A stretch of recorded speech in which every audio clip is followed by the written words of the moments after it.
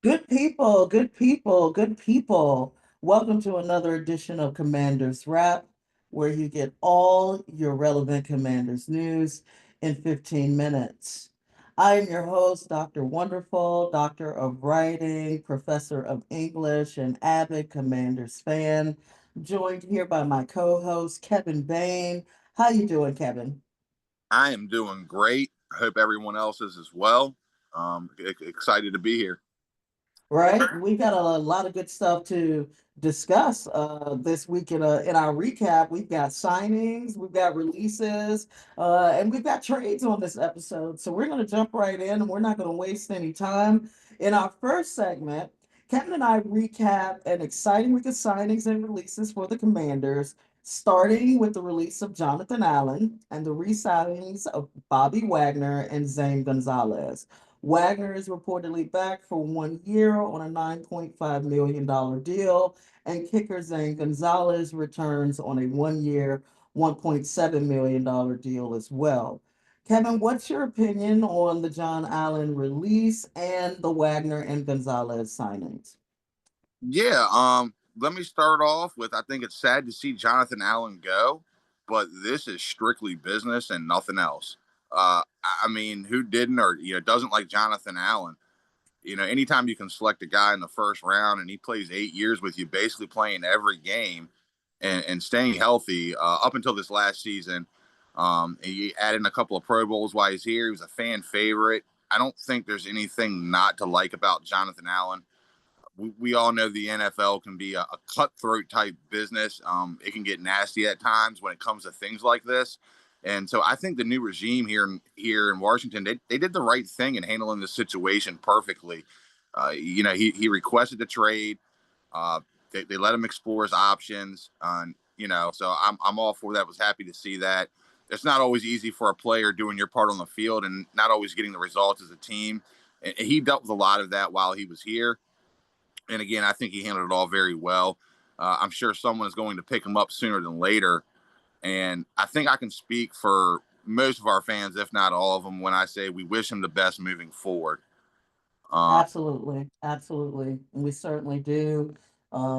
It San Francisco reportedly has some interest in him. That's a great spot for him to land. John Allen was a good soldier for a long time, and it's absolutely, hard to be a good player on a bad team. And remember, he resigned at the height of his time when he could have left, right? And absolutely. so that does Yep. have to be remembered about that. So he was a good soldier for a long time, and I do hope he lands in a spot where he can make possibly a similar run as he did with us last year. We shall see. Right. Um, Bobby Wagner. Uh, I love it. I love the re-signing of getting him back. I almost looked at that as you have to re-sign him. Of course, you didn't, but I looked at it as one of those type of situations where that's a guy that you really want. And I understand he's not getting any younger, but he's still playing solid ball. He's a true leader. There's someone out there that definitely knows what they're doing and calling the defenses and calling the plays. If it's whether it's going into audibles or whatever it needs to be. He's a great locker room guy. He's a class act on and off the field. And to have a veteran guy like that show the younger guys how it's done is so important. Um, as far as Zane Gonzalez, I was a little optimistic. I know he was 5 for 7 on field goal attempts for us, and even though he didn't play in 2022 or 2023, he has played for a few different teams in the Browns, the Cardinals, the Panthers. So he's been around for a little while. And when he kicked in 2021 for the Panthers, he was 20 for 22 on field goals. So we'll see how it goes. I'm hoping for the best. I think on the deal that they gave him, it's not something that's breaking the bank. And obviously Quinn and Quinn and company, they like him. And so I'll go ahead and support that and we'll play it by ear. All right, and I'm sure it doesn't stop them from bringing back someone like Seibert if he's healthy or other kicking competition. I actually fully expect there to be Yes. kicking competition, and Yep. if Zane Gonzalez wins it outright, we all know what he can do and what he's capable of. Yep. and he did win us a playoff game. So Yep. we can trust that Zane Gonzalez can do the job if called upon. But certainly, if someone comes in and that person proves to be better, it's not really a loss at 1.17 million if you decide not to continue with Zane Gonzalez. Absolutely. In our next segment, we're gonna talk about the Debo Samuel trade. That was the big news of this week, other than what I would say is Bobby Wagner re-signing. But tell me about that. And we're gonna also answer a question from one of our Always and Forever Facebook fans. Uh, uh, I think it was Andy. Yes, it was Andy G who had a Yep. question about Emeka Egbuka. But first, Kevin, I want to know your feelings on Debo. You were not all that hot on the Debo trade as it first broke, but you had a couple days to digest. So where you at with the Debo trade? Yeah, absolutely.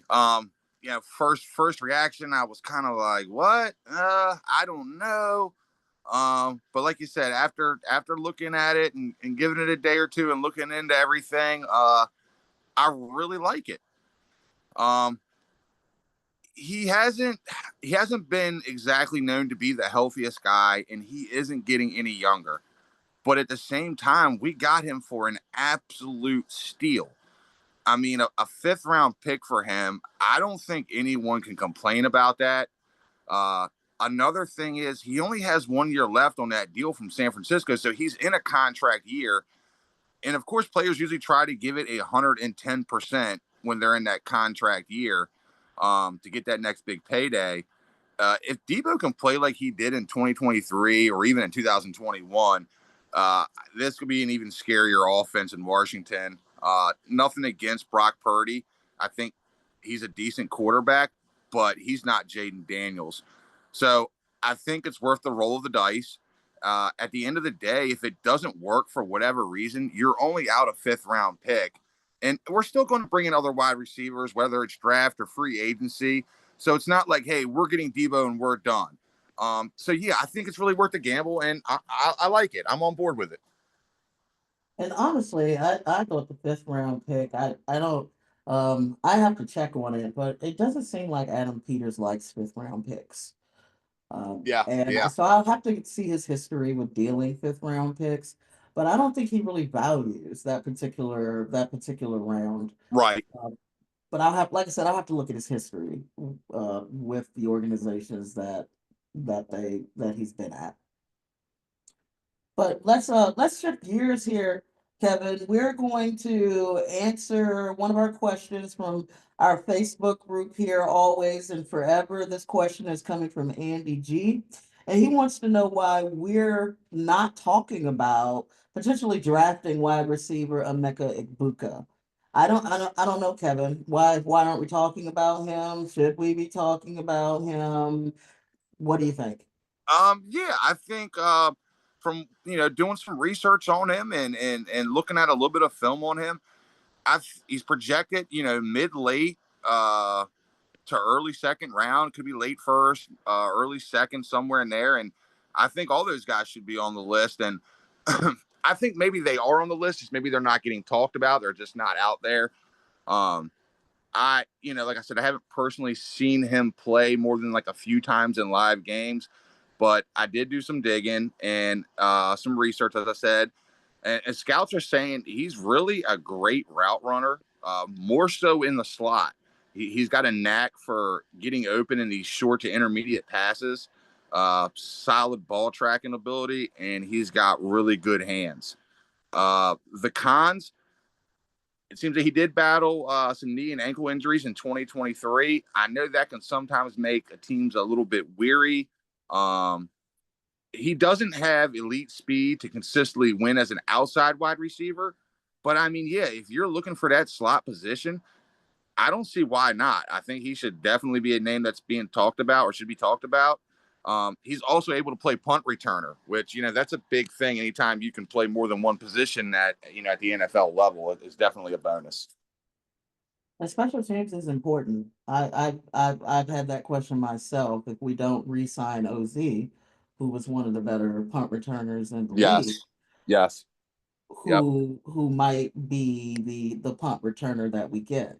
So Yep. hearing that Emeka also has punt return abilities, I think boosts his stock with me even more. Ultimately, I don't think he comes anywhere close to us. Right. Yeah, I think he goes in the upper half, somewhere between Yeah. 15 and 20. Yep.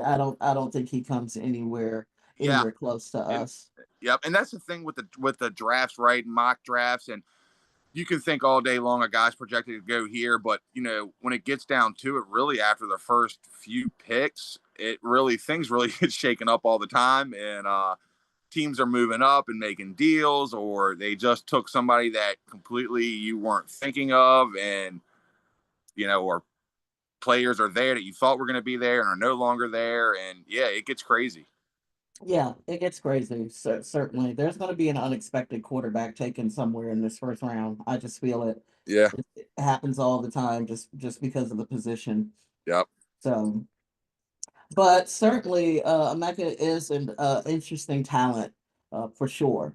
On next week's episode, we'll recap the first week of free agency. Will the Commanders make a big free agency splash, or does another move get done for an impact player? For Kevin Bain, this is Dr. Wonderful, Doctor of Writing, Professor of English, and avid Commanders fan. Thank you for joining us on this edition of Commanders Wrap, where you get all your Commanders news in 15 minutes. See you next week.